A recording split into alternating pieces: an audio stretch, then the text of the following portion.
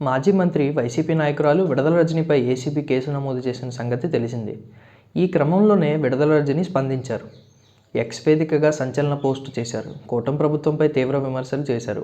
మహిళనైన తనపైన అక్రమ కేసులు, విష ప్రచారాలే వారి లక్ష్యమైతే అలాంటి 100 కేసులను, 1000 ప్రచారాలను ఒంటి చేత్తో ఎదుర్కోవడానికి తాను సిద్ధమని పేర్కొన్నారు. మనోధైర్యాన్ని దెబ్బతీయాలనే కుట్రలు, వ్యక్తిత్వాన్ని హరించాలనే కుయుక్తులు, ఒక మహిళనైన నాపై అక్రమ కేసులు, విష ప్రచారాలే మీ లక్ష్యమైతే అలాంటి 100 కేసులను, 1000 ప్రచారాలను ఒంటి చేత్తో ఎదుర్కోవడానికి నేను సిద్ధం. నా ధైర్యం నా నిజాయితీ, నా ధైర్యం నేను నమ్మే సత్యం. ధర్మం నిజం పడ్డాక మీ ముఖాలు ఎలా ఉంటాయో చూడటానికి నేను ఎదురు చూస్తూ ఉంటాను అని విడదల రజనీ ఎక్స్లో పోస్ట్ చేశారు. గత వైసీపీ ప్రభుత్వ హయాంలో పల్నాడు జిల్లా ఎడ్లపాడులోని విశ్వనాథుని కండ్రిక గ్రామంలోని శ్రీ లక్ష్మీ బాలాజీ స్టోన్ క్రషర్ యాజమాన్యంపై విజిలెన్స్ తనిఖీల ముసుగులో బెదిరింపులకు పాల్పడ్డారని, 2.20 కోట్లు అక్రమంగా వసూలు చేశారనే విడదల రజనీతో పాటు మరికొందరిపై ఆరోపణలు వచ్చాయి. ఇందుకు సంబంధించి తొలుత విజిలెన్స్ అండ్ ఎన్ఫోర్స్మెంట్కు ఫిర్యాదు అందింది. దీంతో ఆ విభాగం డైరెక్టర్ జనరల్ హరీష్ కుమార్ గుప్తా విచారణకు ఆదేశించారు. విచారణ పూర్తి చేసి ప్రభుత్వానికి నివేదిక సమర్పించారు. ఆ నివేదికలకు చేసిన సిఫార్సు మేరకు ప్రభుత్వం ఏసీబీ విచారణకు ఆదేశించింది. ఈ క్రమంలోనే ఏసీబీ అధికారులు ఇందుకు సంబంధించి ప్రాథమిక దర్యాప్తు పూర్తి చేశారు. అవినీతి నిరోధక శాఖలోని సెంట్రల్ ఇన్వెస్టిగేటివ్ యూనిట్ శనివారం రోజున విడదల రజనీతో పాటు మరికొందరిపై ఎఫ్ఐఆర్ నమోదు చేసింది. ఈ కేసులో A1గా విడదల రజనీ, A2గా ఐపీఎస్ అధికారి పల్లె జాషువా, A3గా విడదల రజనీ మరిది విడదల గోపి, A4గా రజనీ వ్యక్తిగత సహాయకుడు PA దొడ్డా రామకృష్ణను పేర్కొంది. అవినీతి నిరోధక చట్టంలోని సెక్షన్ 7(7)A) పాటు ఐపీసీలోని 384, 120B, BNSS 173, 176 కింద వీరిపై అభియోగాలను నమోదు చేసింది.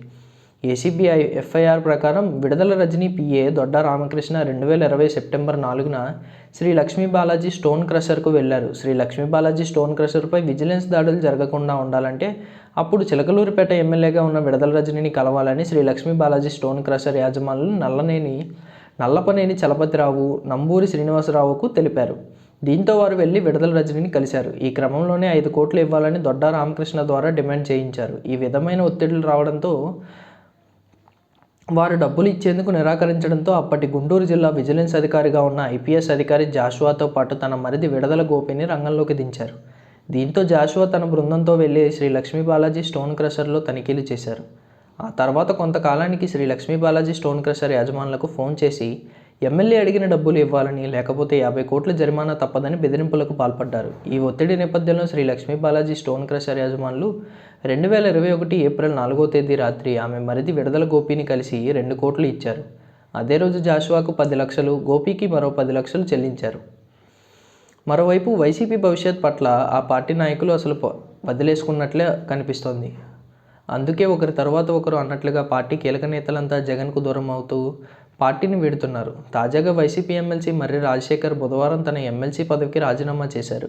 వైసీపీని కూడా వీడతానని తన కార్యకర్తలతో చర్చించి తెలుగుదేశం గుట్టికి చేరతానని ప్రకటించారు. మర్రి రాజశేఖర్ రాజీనామాతో ఇప్పటి వరకు వైసీపీకి రాజీనామా చేసిన ఎమ్మెల్సీల సంఖ్య 5కు చేరింది.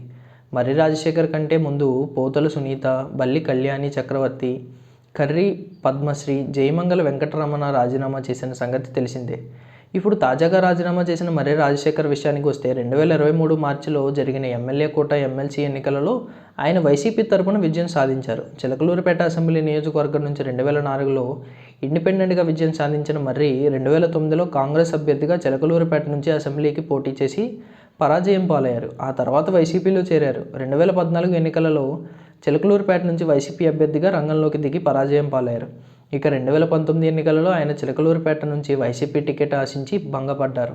2019లో చిలకలూరిపేట స్థానం నుంచి విడదల రజనీని జగన్ రంగంలోకి దింపారు. అప్పట్లోనే తీవ్ర అసంతృప్తికి లోనైన మర్రి రాజశేఖర్ జగన్ ఎమ్మెల్సీ ఇచ్చి కేబినెట్లోకి తీసుకుంటానని హామీ ఇవ్వడంతో సర్దుకున్నారు. అయితే 2019 ఎన్నికలలో వైసీపీ విజయం సాధించి అధికారంలోకి వచ్చిన జగన్ ఇచ్చిన హామీ మేరకు మర్రికి ఎమ్మెల్సీ ఇవ్వలేదు, కేబినెట్లోకి తీసుకోలేదు. ఆయన ఎమ్మెల్సీ పదవి కోసం 2023 వరకు వేచి ఉండాల్సి వచ్చింది. ఇక 2024 ఎన్నికలలో మర్రి టికెట్ కూడా ఇవ్వలేదు. ఎన్నికలలో పార్టీ పరాజయం తర్వాత మర్రి రాజశేఖర్ వైసీపీ కార్యాలయంకు దూరంగా ఉంటూ వచ్చారు. ఇప్పుడు ఎమ్మెల్సీ పదవికి రాజీనామా చేశారు. తెలుగుదేశం గూటికి చేరుతున్నట్లు ప్రకటించారు. కాగా రాజీనామా చేయవద్దంటూ జగన్ రాయబారాలు పంపినా మర్రి ఖతారు చేయలేదని పార్టీ వర్గాలే చెబుతున్నాయి.